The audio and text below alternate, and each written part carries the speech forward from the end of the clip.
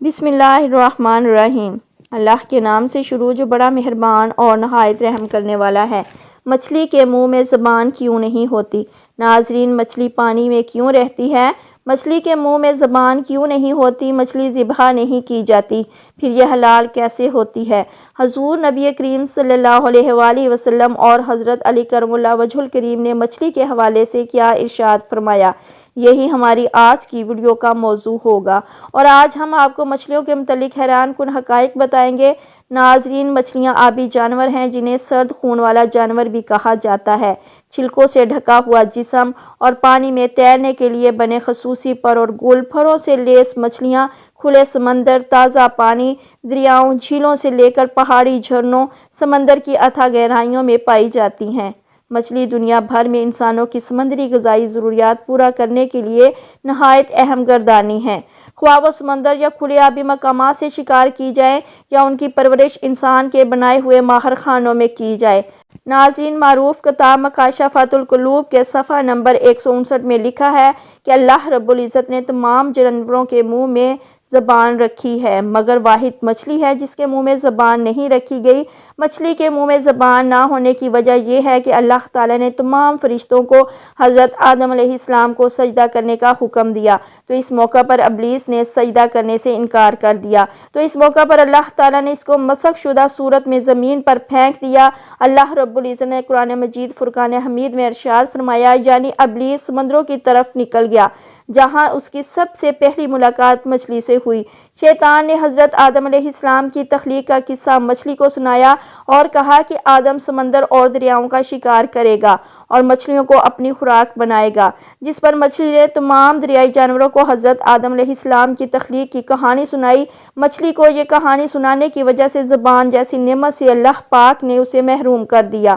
ایک دن ایک شخص حضرت علی کرم اللہ وجہ الکریم کی خدمت میں حاضر ہوا اور پوچھنے لگا کہ ہر جانور کے منہ میں زبان ہوتی ہے، مگر مچھلی کے منہ میں زبان کیوں نہیں ہوتی، اور مزید یہ کہ مچھلی صرف پانی میں ہی کیوں رہتی ہے؟ حضرت علی کرم اللہ وجہ الکریم نے ارشاد فرمایا کہ اللہ نے مچھلی کے منہ میں زبان بھی دی تھی اور اس کو یہ طاقت بھی دی تھی کہ وہ خشکی پر چل سکے، مگر افسوس کہ اس نے خود پر ظلم کیا اور اللہ کی ان نعمتوں سے محروم ہو گئی۔ وہ شخص کہنے لگا، کون سا ظلم؟ تو حضرت علی کرم اللہ وجہ الکریم نے فرمایا، جب اللہ نے آدم علیہ السلام میں روح پھونکی اور یہ حکم دیا کہ ہر فرشتہ حضرت آدم علیہ السلام کو سجدہ کرے، تو تمام فرشتوں نے حضرت آدم علیہ السلام کو سجدہ کیا، مگر ابلیس نے انکار کر دیا اور کہنے لگا کہ میں آدم سے بہتر ہوں، اور کہنے لگا اللہ نے مجھے آگ سے پیدا کیا اور آدم کو مٹی سے، میں کیوں سجدہ کروں؟ اللہ کی نافرمانی کا مرتکب ہوا اور یہ کہنے لگا کہ میں آدم سے بہتر ہوں۔ اس جرم کی وجہ سے ابلیس کو جنت سے نکال دیا گیا اور وہ بدصورت بنا کر زمین پر گرا دیا گیا۔ ابلیس حسد اور نفرت کے ساتھ چیخنے لگا اور سب کو بتانے لگا کہ انسان زمین میں سب پر ظلم کرے گا۔ اس وقت مچھلیاں زمین پر چلا کرتی تھی، ان کے منہ میں زبان بھی ہوا کرتی تھی۔ شیطان نے سب سے پہلے مچھلی کو بھڑکایا اور کہا کہ انسان جب زمین پر آئے گا تو اپنا پیٹ بھرنے کے لیے تمہیں زندہ خنجر سے کاٹے گا۔ مچھلی نے جب یہ سنا تو سمندر میں ہر ایک آبی جانور کو انسان کے خلاف بھڑکانے لگی، تو یوں اللہ رب العزت نے مچھلی کے منہ سے زبان کو غائب کر کے اس کے منہ میں مبال پیدا کر دیا۔ یہ بات کتاب مکاشفۃ القلوب کے صفحہ نمبر 159 پر موجود ہے۔ یہ حکم نافذ کر دیا گیا کہ کوئی انسان تمہیں زندہ نہیں کاٹے گا، بلکہ تمہاری حد ہم نے پانی تک محدود کر دی ہے، تم جب بھی پانی سے باہر نکلو گی خود ہی تڑپنے لگو گی۔ اس لیے مچھلیاں جب پانی سے جدا ہوتی ہیں تو تڑپنے لگتی ہیں اور ان کا سارا خون ان کے گلے میں آ کر اکٹھا ہو جاتا ہے۔ یہی وجہ ہے کہ مچھلی کو ذبح نہیں کیا جاتا۔ کسی بھی جانور کو ذبح کرنا اس کے لیے واجب ہے کہ جانور کا سارا خون گوشت سے الگ ہو کر بیٹھ جائے۔ اللہ رب العزت نے مچھلی پر یہ قانون نافذ کر دیا کہ وہ پانی سے جدا ہو کر تڑپنے لگتی ہے اور اس کا سارا خون اللہ کے حکم سے اس کے گلے میں آ کر جمع ہو جاتا ہے، اور اسی وجہ سے مچھلی کا گوشت خون سے پاک ہو جاتا ہے۔ احناف کے نزدیک سمندری مخلوق میں سے صرف مچھلی کا کھانا حلال ہے، مچھلی کے علاوہ کسی اور سمندری جانور کا کھانا جائز نہیں ہے۔ بس سمندری مخلوقات میں سے صرف مچھلی حلال ہے، اور مچھلی کے انواع و اقسام میں مچھلی کے ماہرین کی رائے معتبر ہے کہ وہ مچھلی ہے یا نہیں۔ اہل لسان اور اہل لغت کے بعد آخری رائے ماہرین ہی دے سکتے ہیں۔ لہٰذا سمندری مخلوقات کی جو قسم اہل لغت اور ماہرین کے مطابق مچھلی کی قسم ٹھہرائے گی صرف وہ حلال ہوگی، اور جو مچھلی کی اقسام میں سے نہیں وہ حلال نہیں ہوگی۔ لہٰذا یہ سوال بنتا ہی نہیں کہ مچھلی کی کون سی قسم حرام ہے۔ بہرحال اگر ماہرین کہیں کہ یہ مچھلی ہے تو وہ حلال ہے۔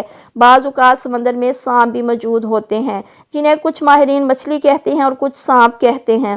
ناظرین، صحیح بخاری کی حدیث نمبر 3029 میں یہ ذکر موجود ہے کہ حضرت عبداللہ ابن سلام رضی اللہ تعالیٰ عنہ کو جب رسول کریم صلی اللہ علیہ وآلہ وسلم کے مدینہ تشریف لانے کی خبر ملی تو وہ آپ کی خدمت میں آئے اور کہا کہ میں آپ سے 3 چیزوں کے بارے میں پوچھوں گا جنہیں نبی کے سوا اور کوئی نہیں جانتا۔ قیامت کی سب سے پہلی علامت کیا ہے؟ وہ کون سا کھانا ہے جو سب سے پہلے جنتی کو کھانے کے لیے دیا جائے گا؟ اور کس چیز کی وجہ سے بچہ اپنے باپ کے مشابہ ہوتا ہے؟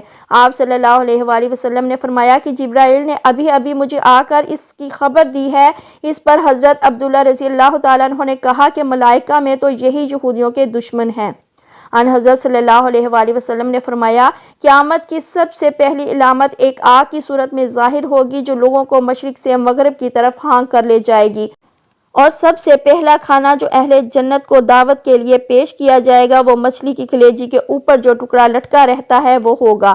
اور بچے کی مشابہت کا جہاں تک تعلق ہے تو جب مرد عورت کے قریب جاتا ہے اس وقت اگر مرد کا اخراج پہل کر جائے تو بچہ اسی کی شکل و صورت پر ہوتا ہے، اور اگر عورت کی پہل کر جائے تو بچہ عورت کی شکل و صورت پر ہوتا ہے۔ یہ سن کر حضرت عبداللہ ابن سلام رضی اللہ تعالیٰ عنہ بول اٹھے کہ میں گواہی دیتا ہوں کہ آپ اللہ کے رسول ہیں۔ ناظرین، دین اسلام کے حوالے سے مچھلی انتہائی اہم جانور ہے جس کا اسلام کے کئی واقعات میں ذکر موجود ہے۔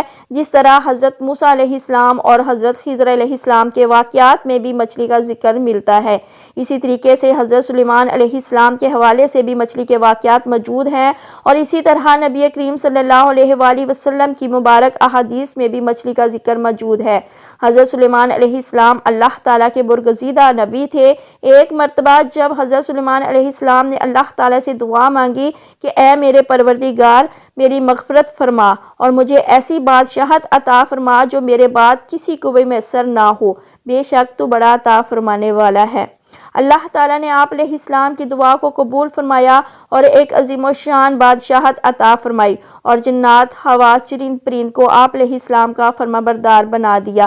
دنیا آپ علیہ السلام کے لیے وسیع کر دی گئی۔ بے بہا نعمتیں ملنے کے بعد ایک دن حضرت سلیمان علیہ السلام نے دنیا کی تمام مخلوقات کو کھانا کھلانے کے لیے اللہ تعالیٰ سے اجازت طلب کی کہ اے میرے معبود، اگر آپ مجھے اجازت دے تو میں آپ کی تمام مخلوقات کو پورا سال کھانا کھلاؤں۔ اللہ تعالیٰ نے آپ علیہ السلام کے پاس وحی بھیجی کہ تو اس پر ہرگز قدرت نہیں رکھتا۔ حضرت سلیمان علیہ السلام نے درخواست کی یا الہی ایک ہفتے کے لیے مخلوق خدا کو کھانا کھلانے کی اجازت دے دیں۔ اللہ تعالیٰ کی طرف سے جواب ملا کہ تو اس کی بھی طاقت نہیں رکھتا۔ حضرت سلیمان علیہ السلام نے پھر درخواست کی کہ یا اللہ ایک دن کے لیے ہی اجازت دے دیں۔ اللہ تعالیٰ نے وحی بھیجی کہ تو اس کی بھی قدرت نہیں رکھتا، لیکن اللہ نے آپ علیہ السلام کو مخلوق خدا کی ایک دن کی ضیافت کی اجازت فرما دی۔ اجازت ملتے ہی حضرت سلیمان علیہ السلام نے تمام جنات اور انسانوں کو حکم دیا کہ وہ تمام مخلوقات کی ضیافت کے لیے حلال جانور جمع کریں۔ آپ علیہ السلام کا حکم ملتے ہی جنات اور انسانوں نے تمام حلال جانوروں کو ذبح کر کے بڑی بڑی دیگیں تیار کر دیں۔ اللہ کے نبی کی طرف سے مخلوق خدا کے لیے یہ اتنی بڑی ضیافت تھی کہ جس کا تصور کرنا بھی مشکل ہے۔ جنات نے پکے ہوئے کھانوں کو جب بڑے بڑے جنگلوں میں پھیلایا تو ان کی لمبائی اور چوڑائی 1 مہینہ کی مسافت کے برابر بن گئی۔ پکوانوں کو تازہ رکھنے کے لیے حضرت سلیمان علیہ السلام نے ہوا کو حکم دیا کہ کھانے پر چلتی رہے تاکہ کھانا خراب نہ ہونے پائے۔ جب کھانا کھلانے کا وقت آیا تو اللہ تعالیٰ نے حضرت سلیمان علیہ السلام پر وحی بھیجی، اے سلیمان علیہ السلام، تو مخلوقات میں سے کس سے دعوت شروع کرے گا؟ حضرت سلیمان علیہ السلام نے فرمایا میں سمندر کے جانوروں سے شروع کروں گا۔ اللہ تعالیٰ نے بحر محیط یعنی بڑے سمندر کی ایک مچھلی کو حکم دیا سلیمان علیہ السلام کی ضیافت میں سے کھائے۔ مچھلی نے سمندر کے پانی سے سر باہر نکالا اور کہا، اے سلیمان علیہ السلام، میں نے سنا ہے کہ آپ علیہ السلام نے ضیافت کا دروازہ کھول دیا ہے اور آج میری ضیافت آپ علیہ السلام کریں گے۔ حضرت سلیمان علیہ السلام نے فرمایا ایسا ہی ہے، اب تو کھانا شروع کر۔ یہ سن کر مچھلی آگے بڑھی اور دسترخوان کے ایک سرے سے کھانا شروع کر دیا۔ مچھلی نے ایک ہی ساتھ میں مہینوں مسافت تک پھیلا ہوا کھانا کھا لیا، لیکن اس کا پیٹ مکمل طور پر بھر نہ سکا۔ اس نے آواز لگائی، اے سلیمان، مجھے کھانا کھلاؤ تاکہ میری بھوک ختم ہو سکے۔ یہ منظر دیکھ کر حضرت سلیمان علیہ السلام نے حیرانگی سے فرمایا، تو سب کچھ کھا گئی ہے اور ابھی بھی تیرا پیٹ نہیں بھرا؟ یہ سن کر مچھلی بولی، کیا مہمان کے لیے میزبان کا ایسا جواب ہوتا ہے؟ اے سلیمان، خوب جان لے کہ جتنا کھانا آپ نے پکوایا ہے اتنا میرا اللہ مجھے دن میں 3 مرتبہ دیتا ہے، جبکہ آج آپ کی ضیافت میرے روزمرہ کھانے میں کمی کی وجہ بن گئی ہے۔ یہ سن کر حضرت سلیمان علیہ السلام بارگاہ الہی میں سجدہ ریز ہو گئے اور کہنے لگے، پاک ہے وہ ذات جو مخلوقات کی روزیوں کے ساتھ کفالت کرنے والی ہے، کہ جہاں سے مخلوق جانتی بھی نہیں کہ آتا کہاں سے ہے۔ حضرت سلیمان علیہ السلام کے اس واقعے سے یہ پتہ چلتا ہے کہ دنیا بھر میں انسانوں سمیت پائی جانے والی تمام مخلوقات، خواہ وہ ایک ننھی سی چونٹی ہو یا سمندر کی دیو ہیکل وہیل مچھلی، سب کا رازق اللہ تعالیٰ ہی ہے۔ وہ پتھر میں چھپے کیڑوں کو کس طرح اور کیسے رزق دیتا ہے، یہ اسی کی حکمت و طاقت ہے۔ اللہ کی تمام مخلوق بھوکی اٹھتی ضرور ہے، لیکن میرا رب کسی کو بھوکا سونے نہیں دیتا۔ سبحان اللہ۔ کالم لکھتے ہوئے کوئی غلطی ہو گئی ہو تو اللہ سے معافی کی طلبگار ہوں۔ اللہ تعالیٰ ہمیں دین کی مکمل سمجھ نصیب فرمائے اور ہمیں ایمان کی دولت سے مالا مال فرمائے۔ ناظرین، کمنٹ باکس میں اللہ تعالیٰ کے 99 ناموں میں سے ایک نام ضرور ٹائپ